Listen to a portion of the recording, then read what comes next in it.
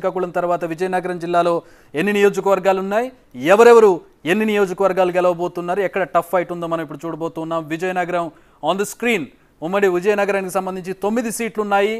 BJP TDP కూటమి 4 నుంచి 5 గెలవబోతున్నట్టుగా మనకి ఎగ్జిట్ పోల్ సర్వేలో తెలుస్తూ ఉంది.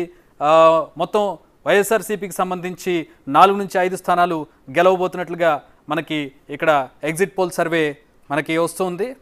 సో ఇక్కడ ఉన్నటువంటి నియోజకవర్గాలు మనం చూసినట్లయితే కురుపాం, పార్వతీపురం, సాలూరు, బొబ్బిలి, చీపురుపల్లి, అలాగే గజపతి నగరం, నెల్లిమర్ల, జనసేన, విజయనగరం, శృంగవరపుకోట. ఇక్కడ టీడీపీ గెలిచేటటువంటి స్థానాలు మనం చూసినట్లయితే బొబ్బిల్లో టీడీపీ ఎడ్జ్ కనపడుతుంది, శృంగవరపుకోటలో ఎస్కోట్లో టీడీపీకి ఎడ్జ్ కనపడుతుంది, ఇక గజపతి నగరంలో వైసీపీకి ఎడ్జ్ కనపడుతుంది. ఇక టఫ్ ఫైట్ ఉన్నటువంటి స్థానాలు కురుపాం, పార్వతీపురం, సాలూరు, అలాగే చీపురుపల్లి, నెల్లిమర్ల నుంచి జనసేన పోటీ చేస్తుంది, విజయనగరం టఫ్ ఫైట్ కనపడుతుంది. ఇక్కడ విజయనగరంలో టీడీపీకి ఎడ్జ్ కనపడుతుంది, నెల్లిమర్ల జనసేన పోటీ చేస్తున్న దగ్గర వైసీపీకి ఎడ్జ్ కనపడుతుంది, చీపురుపల్లికి వైసీపీ ఎడ్జ్, అలాగే పార్వతీపురం, కురుపాంలో వైసీపీకి ఎడ్జ్ కనపడుతుంది ఇక్కడ.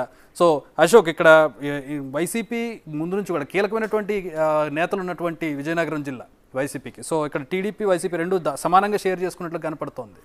అంటే గత ఎన్నికల్లో విజయనగరం జిల్లాని వైసీపీ క్లీన్ స్వీప్ చేసింది. అవును, శ్రీకాకుళం జిల్లాలో 2 సీట్లన్నా టీడీపీకి వచ్చాయి, కానీ పూర్తిగా వైసీపీ క్లీన్ స్వీప్ చేసింది. అలాంటి చోట 4-5 స్థానాలకు ఈసారి పడిపోవటం అనేది ఆ పార్టీకి ఎదురు దెబ్బే. ఎందుకంటే బొత్స సత్యనారాయణ లాంటి కీలకమైన నేతలు ఆ జిల్లాలో ఉన్నారు.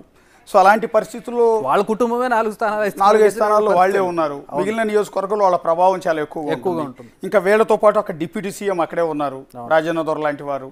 సో పుష్ప శ్రీవాణి ఆవిడే డిప్యూటీ సీఎం చేశారు, ఆవిడ కూడా అదే కాన్స్టిట్యున్సీ, బహుశా కురుపాం అనుకుంటా.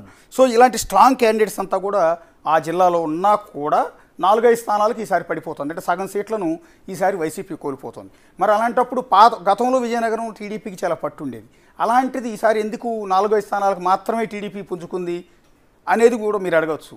ఎందుకు అంటే అక్కడ టీడీపీ నాయకత్వ లోపం చాలా ఎక్కువగా కనిపించింది. మేము కూడా కాన్స్టిట్యున్సీలో తిరిగినప్పుడు ప్రతి నియోజకవర్గంలో 2 వర్గాల మధ్య ఆధిపత్య పోరుంది. ఫర్ ఎగ్జాంపుల్ ఆఖరికి విజయనగరం సిటీ కాన్స్టిట్యున్సీ ఏదైతే ఉందో అక్కడ అశోక్ గజపతిరాజు కుమార్తెకు సీట్ ఇచ్చారు, అదితి గజపతిరాజు. ఆవిడికి అక్కడున్న మిగిలిన లీడర్లు మీసాల గీత లాంటి మహిళా నేతలు సపోర్ట్ చేయరు. ఆవిడికి సీట్ ఇవ్వలేదన్న కారణం ఆవిడ వేరే ఇండిపెండెంట్గా ఆవిడ బరిలో దిగటం, ఆ బరిలో దిగి కూడా గాజు గ్లాస్ గుర్తుతో ఆవిడ పోటీ చేయటం, ఇండిపెండెంట్గా బరిలో దిగినా కూడా గాజు గ్లాస్ అలాట్ అయింది.